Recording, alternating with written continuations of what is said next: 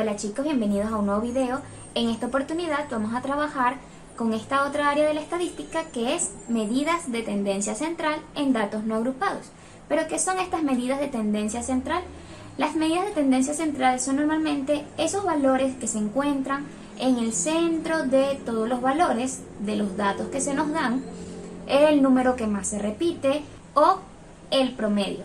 Es decir, valores que normalmente tienden a estar en el centro de todos nuestros datos. Esto lo vamos a ir entendiendo mejor con la práctica. La primera medida que tenemos se llama media aritmética y es mejor conocida como el promedio. Es la suma de todos los datos divididas entre el total de datos. Así como cuando nos piden sacar el promedio de nuestras notas y nosotros sumamos todas las notas y las dividimos entre la cantidad de notas totales. La media aritmética en estadística se representa con una X y una línea sobre ella. ¿Qué significa todo esto que escribí? La forma de calcular media aritmética es igual a la sumatoria de todos los datos divididos entre el total. Este símbolo significa sumatoria, ¿bien? Nos indica que debemos sumar y los datos son esos números que se nos dan.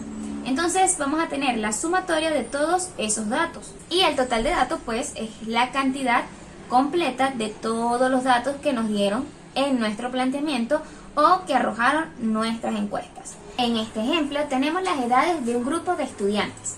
Nos dan una cantidad de edades. En este caso, ¿quiénes serían nuestros datos? Tenemos X sub 1, X sub 2, sub 3, X sub 4 y X sub 5. Es decir, en total tenemos 5 datos. ¿Por qué le coloco estos nombres? Para indicar que este es nuestro primer dato, segundo dato, tercer dato, cuarto dato y quinto dato. ¿Cuál es el número de datos totales? Recordemos que lo representamos con nuestra n. Lo puedes encontrar con n mayúscula o con n minúscula. Todo va a depender del texto que estés trabajando. En este caso, n será igual a 5 porque es el total. Apliquemos nuestra fórmula. En este caso será el promedio será igual a la sumatoria de todos los datos dividido entre el total de datos. ¿Quiénes son todos los datos? Escribimos cada uno de ellos. No porque se repitan lo vas a tomar una sola vez, tienes que tomar a cada uno de estos datos para nuestro promedio, quedando entonces 17 más 17 más 23 más 24 más 20 y todo eso dividido entre el total de datos que es 5. Esto nos da como resultado 20,2 años. Al sumar todo y el resultado dividirlo entre el total de datos nos da 20,2. ¿Cómo interpretamos esto? Pues no podemos decir 20,2 años es el promedio de las edades de un grupo de estudiantes. Tenemos que decir que aproximadamente el promedio de las edades es 20. En este siguiente ejemplo tenemos el número de mascotas. Es decir, cuántas mascotas pueden tener alguna de estas personas. Y vemos que algunas personas tienen 3 mascotas, otras tienen 1, 2 o 0 mascotas. Cada uno de estos números representa un dato. ¿Cuál es la cantidad de datos? Contamos 1, 2, 3, 4, 5, 6, 7, 8, 9. Nuestro total de datos, que es n será igual a 9. Si calculamos nuestro promedio, vamos a ver que resulta. Nuestro promedio es igual a la sumatoria de todos los datos dividido entre 9. Cuando hablamos de datos no agrupados es porque no se trabajan en tablas de frecuencia, ya lo habíamos hablado anteriormente, sino que simplemente se toman los datos y a partir de ellos se hace el estudio estadístico. Entonces, aquí, ¿qué vamos a hacer? ¿Quién será esa sumatoria de todos los datos? Pues vamos a ver, sería 3 más 1 más 1 más 0 más 2 más 2 más 1 más 3 más 0 y todo eso dividido entre 9, que es el total de datos. Esto nos da, si lo sumamos todo, nos da 13 como resultado y en el denominador 9. Si dividimos 13 entre 9, eso nos da 1,44.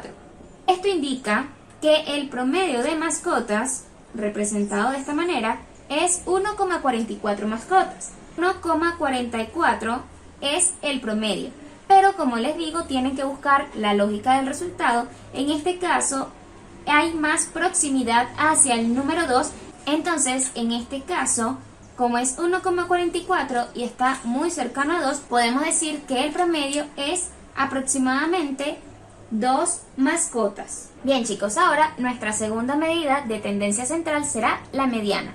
¿Quién es la mediana? La mediana es el valor que ocupa el lugar central de todos los datos cuando están ordenados. Es decir, ese valor que ocupa justamente el centro de todos los datos. Debemos ordenar en principio nuestros datos, porque normalmente los tenemos desordenados desde el menor hasta el mayor, y trabajaremos con números de datos impares. En el caso de que tengamos número de datos pares, procederemos de otra forma. Entonces vamos a colocar todos estos datos de manera ordenada. Tenemos que 17 va primero, luego el 20, luego el 23 y luego el 24, sin saltarnos ningún número y colocándolos en orden. Entonces vamos a tomar justo el número que esté a la mitad. Si se dan cuenta, el número que está justo a la mitad es el número 20. ¿Por qué el número 20? Porque si se fijan, tenemos 17 y 17, dos números de este lado y dos números del otro lado del 20. El número 20 será el número que esté en el centro, porque del lado izquierdo del 20 hay dos números, la misma cantidad de números que de su lado derecho. Es decir, dos números y el 20 es el que está en el centro. Entonces, ¿quién será la mediana? La mediana, bien, lo vamos a colocar como ME, la mediana será el número 20. Esa será nuestra mediana. Es muy fácil trabajar la mediana con número de datos impares porque es simplemente ordenar, no lo puedes tomar si está desordenado, si no el ejercicio está mal. Tienes que ordenar primero y luego seleccionar el número que está en el centro. Para la mediana es fundamental ordenar primero los datos y luego elegir el que está justo en el centro. Ahora, para calcular la mediana cuando el número de datos es par, lo que tenemos que hacer es simplemente volvemos a ordenar. En este caso es el mismo ejemplo que el anterior, solo que agregué un número, el 16. ¿Y qué vamos a hacer? El 20 ya no sería mediana. Si te das cuenta, si yo marco el 20, hay 1, 2, 3 números del lado izquierdo y 1 y 2 del lado derecho.